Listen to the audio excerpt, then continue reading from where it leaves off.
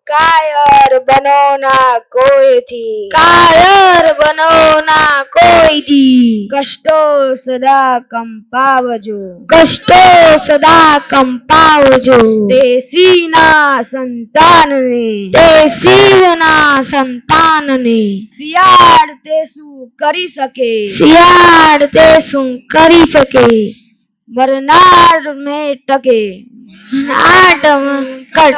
ટકે, તે ટેકનાર ધરનાર છે, તે ટેકનાર ધરનાર છે, તે પ્રત્યક્ષ દાદા ભગવાન છે, તે પ્રત્યક્ષ દાદા ભગવાન છે. ચાલો, જય સચ્ચિદાનંદ.